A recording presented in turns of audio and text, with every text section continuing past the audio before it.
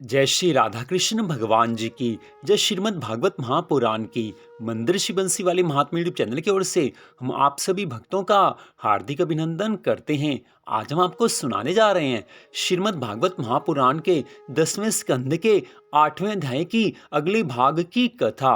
आप इस 8वें अध्याय की कथा में भगवान श्री कृष्ण की बाल लीलाओं की कथा सुन रहे हैं। तो अब हम अगले भाग की कथा सुना रहे हैं। श्री सुखदेव जी महाराज राजा परीक्षित से कहने लगे हैं, हे राजन, जब श्री कृष्ण 5 वर्ष के हो गए और वे अन्य गोप बालकों के साथ गोकुल की गलियों में खेलने लगे, तब यदि किसी समय कोई ब्रज गोपी अपने घर में नहीं होती थी, तो भी नंद नंदन अपने सखाओं सहित निशंक होकर उनके सोने घर में घुस जाते थे और वहां पर रखे हुए दूध, दही, माखन आदि को अपने सखाओं सहित बैठकर खूब खाते थे। और जब उनका पेट भर जाता था तो उस समय वो बचे हुए दूध, दही, माखन आदि को पृथ्वी पर लुढ़काकर बड़े बड़े मटकों और मटुकियों को फोड़ जाते थे। ऐसे नित्य नए उपद्रवों से परेशान होकर सब गोपियां उनसे बहुत मना करती थी कि हे कन्हैया, ऐसा मत किया करो, लेकिन वे किसी की कोई बात नहीं सुनते थे। ठाकुर जी जब किसी को अपने प्रेम के रंग में रंगने वाले हों, उस समय ठाकुर जी तो अपनी लीला दिखा ही देते हैं। गोपियां कुछ भी कहें, कुछ भी सोचती रहें, लेकिन ठाकुर जी गोपियों को अपने प्रेम के रंग में रंगना चाहते हैं। इसलिए तो गोपियां अंदर से तो यही चाहती थी कि ठाकुर जी आए, बाल कृष्ण कन्हैया लाल हमारे घर पर आए और माखन की चोरी करें, ताकि उनके दुर्लभ दर्शन प्राप्त करने का हमें मौका मिले। मन में तो यही भावना थी सब गोपियों के, क्योंकि ये गोपियां कोई साधारण स्त्रियां नहीं हैं। पूर्व जन्म के संत महात्मा गोपियों का रूप लेकर आज ब्रज भूमि में प्रकट हुए हैं। बड़े बड़े ऋषि मुनि, बड़े बड़े संत महात्मा जो पहले के समय में बड़ी तपस्या कर चुके थे, आज वही भगवान की कृपा से ब्रज भूमि पर, ब्रज की पावन भूमि पर, श्री धाम वृंदावन की पावन भूमि पर, गोकुल की भूमि पर आज वो अवतार लिया है। उन्होंने गोपियों के रूप में आज अवतार लिया है। भगवान तो अवतार लेते हैं, लेकिन भगवान की लीला में सहायता करने के लिए देवी देवता, ऋषि मुनि भी अवतार लेते हैं। तो आज सब गोपियां अपने मन में यही भाव रखती हैं कि कन्हैया हमारे घर में आए, हमारा माखन स्वीकार करें। सब गोपियों के मन में यही एक भाव है, मन का यही भाव है, लेकिन प्रकट रूप से श्री कृष्ण पर वो गुस्सा करती हैं, बार बार डांट लगाती हैं, लेकिन श्री कृष्ण किसी की नहीं मानते। कन्हैया किसी की मान जाए, ऐसा नहीं हो सकता। भगवान जिस पर अपना प्रेम प्रकट करते हैं, जिसको अपनाना चाहते हैं, उसे अपनी लीला में किसी न किसी तरह से सम्मिलित कर ही लेते हैं। आज सब गोपियों को प्रभु ने बड़ी सुंदर लीला दिखाई है, बार बार माखन चोरी की है। सब गोपियां जानती हैं कि ये कृष्ण कन्हैया लाल रुकने वाले नहीं हैं, लेकिन फिर भी ऊपर ऊपर से वो डांटती रहती हैं। ये राजा परीक्षित, कभी कभी गोपियां यशोदा जी के पास जाकर ये उल्हाना देती थी कि तुम्हारे कन्हैया ने हमारे दूध दही को चुरा कर खा लिया है और अन्य बालकों को खिलाकर हांडी मटुकी सब की सब फोड़ डाली हैं। गोपियां कहने लगी हैं कि कोई एक दिन की बात हो तो हम सहन भी कर लें, लेकिन कन्हैया प्रतिदिन किसी न किसी के घर में आकर माखन चोरी करते हैं। खुद खाएं तो भी अच्छी बात है, लेकिन वे स्वयं तो खाते हैं, बाकी सब गोप बालकों को खिलाते हैं, और रहा सहा अगर कुछ बच जाए तो सब बंदरों में बांट देते हैं। न जाने वो क्यों हमारे साथ ऐसा व्यवहार करते हैं। हमारी सारी मेहनत, हमारे सारे किए किराए पर वो पानी फेर देते हैं। हे यशोदा, अगर तुम अपने कन्हैया को नहीं समझाओगी तो हमारे साथ तो घर वाले बड़ा बुरा व्यवहार करेंगे। पहले ही हमारी सास और हमारे पति सब के सब हमें डांटते हैं, अब अगर कन्हैया माखन चोरी से ना रुके तो हमें ना जाने घर से कैसी कैसी बातें सुनने को मिलें। इसलिए तुम कन्हैया को समझाओ कि वो माखन चोरी करना छोड़ दे। आज जब सब गोपियां यशोदा मैया जी से ऐसी शिकायत कर रही थी, उस समय बालकृष्ण लाल घर के भीतरी भाग में मुस्कुराते हुए सब कुछ देख रहे हैं कि किस तरह से गोपियां उनकी शिकायत कर रही हैं। आज श्री कृष्ण मन में सोच रहे हैं कि इन गोपियों के भी क्या कहने, कैसी इनकी भक्ति है। मन ही मन मुझे आने का निमंत्रण देती हैं और जब मैं माखन चोरी करके खा लेता हूँ उस समय मेरी शिकायत यशोदा मैया से करती हैं। आज भगवान मन में ये सोचने लगे हैं और उधर यशोदा मैया सब गोपियों से कहने लगी हैं कि हे सखियों, हो सकता है कन्हैया सब गोप बालकों के साथ कभी किसी के घर में आया हो, लेकिन मेरे कन्हैया को माखन चोर मत कहो। मेरा कन्हैया माखन चोर नहीं है। हमारे घर में माखन मिश्री की कौन सी कमी है जो वो किसी और गोपी के घर में जाकर माखन मिश्री खाएगा। हमारे घर में दूध दही की कोई कमी नहीं है, इसलिए कन्हैया को तुम चोर नहीं कहो। लेकिन फिर भी अगर तुम्हारे मन में कोई संदेह है तो तुम दूध दही माखन सब कुछ छींकों के ऊपर रखा करो, किस लिए तुम उसको नीचे रखती हो। अब यशोदा मैया तो बार बार सब गोपियों को समझा रही हैं कि तुम मेरे कन्हैया को माखन चोर नहीं कहो, तुम खुद कुछ ऐसा उपाय करो कि जिससे कोई भी गोप बालक तुम्हारे घर माखन चोरी ना कर सके। लेकिन सब गोपियां आज फिर से कहने लगी हैं कि हे मैया, हमने वो भी करके देख लिया है। हे कन्हैया की मैया, हे यशोदा, हमने छींकों के ऊपर माखन रख कर देख लिया है, लेकिन कन्हैया नहीं मानते हैं। वो किसी न किसी तरह से सब गोप बालकों की सहायता से वहां तक पहुंच ही जाते हैं। हम तुम्हारा संकोच कहां तक करें। तुम्हारे साथ हमारा प्रेम का भाव है, कन्हैया से भी हम प्रेम करती हैं, लेकिन प्रतिदिन ऐसे वो हमारे माखन दूध दही को चुराता रहा तो हम कैसे अपने घर पे मुंह दिखलाएंगी। सभी हमें कहते हैं कि तुमने कन्हैया को सिर पर चढ़ा रखा है, तुमने यशोदा मैया को कभी कुछ शिकायत नहीं की है। इसलिए हे यशोदे, आज हम तुम्हारे पास ये शिकायत लेकर आई हैं और तुम्हें हमारी इस समस्या का हल करना ही होगा। आज सब गोपियों से ऐसा उल्हाना सुनकर यशोदा मैया को कुछ क्रोध आया है और उधर जब बालकृष्ण लाल ने ये देखा है कि अब तो मैया का क्रोध आना शुरू हो गया है, तो आज कन्हैया ने मन में सोचा है कि अब सब गोपियों को झूठा कैसे साबित करूं। तो मन में कुछ निश्चय करके आज बालकृष्ण लाल यशोदा मैया और सब गोपियों के पास आए हैं और यशोदा मैया से कहने लगे हैं, हे मैया, ये गोपियां मुझे मिथ्या ही दोष देती हैं, झूठे ही मेरा नाम लगाती हैं। किसी अन्य ग्वाल बाल ने इनका दूध दही खा लिया होगा। इन्हें मेरा नाम लेने की ऐसी आदत पड़ गई है कि आकर मेरी चुगली खाती हैं।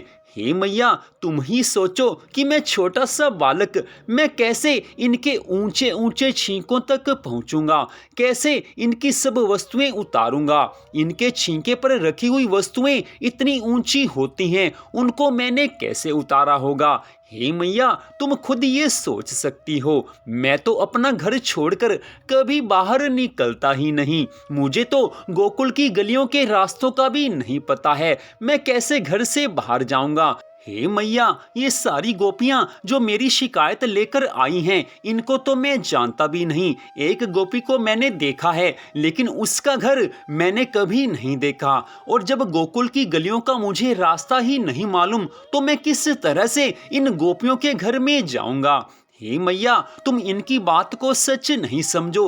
ये सब की सब गोपियां झूठ कहती हैं। मुझे देखने के लिए, मेरे दर्शन करने के लिए ये तुम्हारे पास मेरी शिकायत लेकर आती हैं। मैं तो घर छोड़कर मैया कभी जाता ही नहीं। तुम्हें भी मालूम है, आज बालकृष्ण कन्हैया लाल आंखों में थोड़े थोड़े आंसू लाकर, मुंह फुलाकर ऐसे आज लीला दिखा रहे हैं कि आज यशोदा मैया ने सचमुच समझ लिया है कि सब की सब गोपियां झूठ बोलती हैं, मेरे बालकृष्ण लाल के पीछे हाथ धोकर पड़ी हुई हैं। यशोदा मैया आज बाल कृष्ण लाल की बातों को जब सच समझने लगी हैं तो उस समय प्रभु ने ये सोच लिया कि अब यशोदा मैया को मेरे ऊपर कुछ कुछ विश्वास होने लगा है, तो उन्होंने एक बड़ी सुंदर लीला की है। प्रभु आज बड़ी सुंदर बात कहने लगे हैं। हमारे बाल कृष्ण कन्हैया लाल आज सब गोपियों के सामने यशोदा मैया से कहने लगे हैं, हे माता, जब ये सब गोपियां मेरी झूठी शिकायत लेकर तुम्हारे पास आ ही गई हैं, तो मैं अब इन सब गोपियों की सच्ची शिकायत तुमसे करने जा रहा हूं। हे मैया, ये सब गोपियां मुझे यमुना तट अथवा घाट बाट से पकड़कर जबरदस्ती अपने घर ले जाती हैं। उस समय कोई मेरा मुंह चूमती है तो कोई मेरे कपड़े खींचती है, कोई टोपी उतार लेती है तो कोई मेरे गाल पर थप्पड़ मारती हुई कहती है कि तू हमें अपना नाच दिखला। हे मैया, इस प्रकार ये सब मुझे बहुत तंग करती हैं।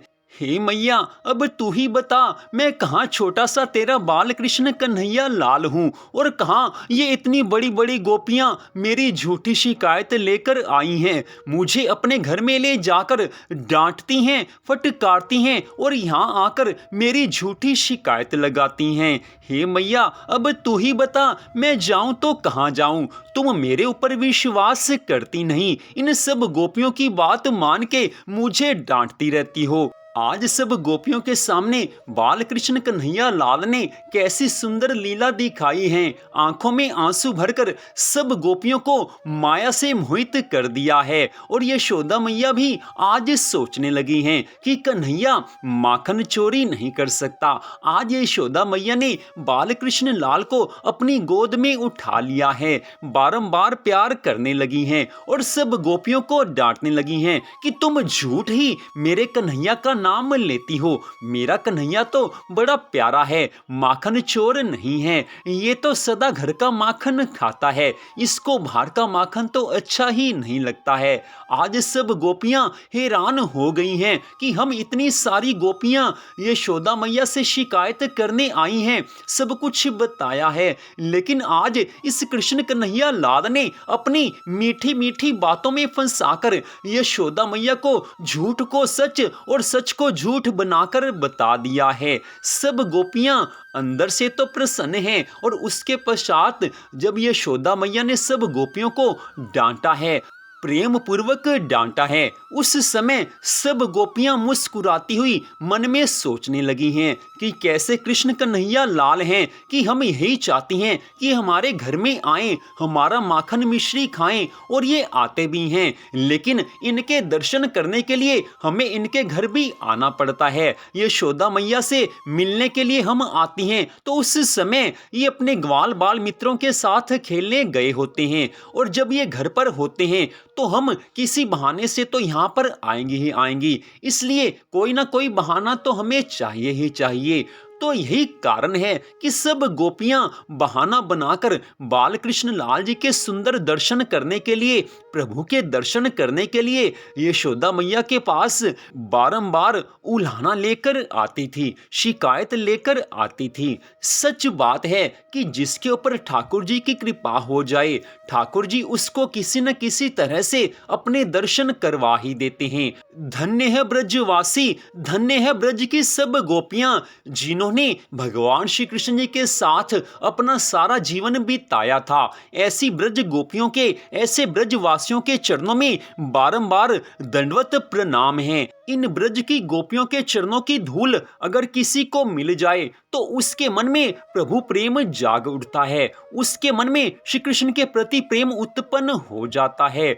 ये तो हम संसार के जीव माया के पीछे ऐसे दीवाने बने पड़े हैं कि हमें धन और दौलत के पीछे पड़े रहने की आदत पड़ गई है। प्रभु से प्रेम इसीलिए नहीं होता कि हम संसार की वस्तुओं को चाहते हैं। अगर हमारे मन में भगवान के लिए प्रेम की इच्छा जाग जाए, भगवान से प्रेम करने की बात हमारे मन में आ जाए, तो संसार के विषय सुख, संसार के भोग विलास हमें कुछ भी अच्छे नहीं लगेंगे।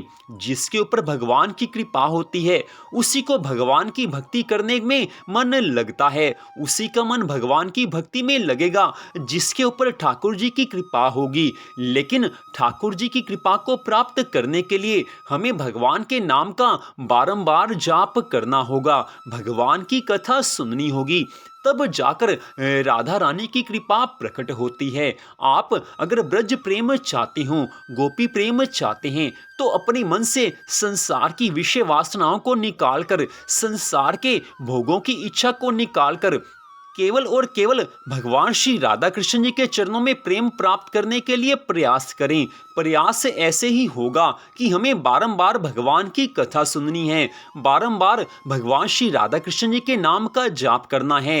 हो सके तो राधा राधा नाम के प्रतिदिन आप 2 पेज किसी कॉपी अथवा डायरी पर लिखें। इससे राधा रानी की कृपा जल्दी प्रकट होती है। मन में कोई मनोकामना हो या भगवान का प्रेम प्राप्त करना हो तो ये सबसे आसान उपाय है, भगवान की भक्ति का उपाय है। आप करके देखिए, फिर आपको मालूम होगा कि कैसे किशोरी जी राधा रानी वो बरसाने वाली अपने भक्तों पर कृपा करती हैं। अगर भगवान की कृपा प्राप्त करनी है तो भगवान के लिए समय तो लगाना ही होगा, भक्ति के लिए समय तो निकालना ही होगा। संसार के सब काम करते हुए हमारे जीवन के 10, 20, 40, 50, 80 साल व्यतीत हो गए, लेकिन फिर भी संसार के कार्य कभी पूरे नहीं हुए। अब कुछ समय भगवान के लिए भी निकालना चाहिए। जो भगवान के लिए समय निकालते हैं, ठाकुर जी उन पर अनंत कृपा करते हैं। तो आप अलग से कुछ समय निकालकर कम से कम प्रतिदिन 2 घंटे तो भगवान की भक्ति के लिए अलग से निकालने ही चाहिए। इंसान खत्म हो जाता है, लेकिन संसार के काम कभी खत्म नहीं होते। इसलिए अगर भक्ति करनी है तो आज से ही करनी है। जो ये सोचता है कि कल से भक्ति आरंभ करेंगे, वो भक्ति नहीं कर सकता। तो भक्ति करनी है तो आज से आरंभ करनी होगी। जो आज भक्ति करेगा वो आगे भी भक्ति कर पाएगा। तो फिर से श्रीमद् भागवत महापुराण की कथा में प्रवेश करते हैं। आज बाल कृष्ण लाल की मीठी मीठी सब बातों को सुनकर सब गोपियां अपनी शिकायत, अपना उल्हाना भूलकर हंसती हुई अपने घर चली गई हैं। सबके मन में भगवान श्री कृष्ण जी के प्रति बड़ा प्रेम भाव है। सब गोपियां श्री कृष्ण से इतना प्रेम करती हैं कि वो उनके बिना रह ही नहीं पाती हैं। तो यहीं पर श्रीमद् भागवत महापुराण के 10वें स्कंद के 8वें अध्याय की कथा का यहाँ पर विश्राम होता है। अभी 8वें अध्याय की कथा, जिसमें कि भगवान श्री कृष्ण जी की बाल लीलाओं का वर्णन है, वो आगे भी आपको सुनाई जाएगी। तो आप सबका हार्दिक धन्यवाद।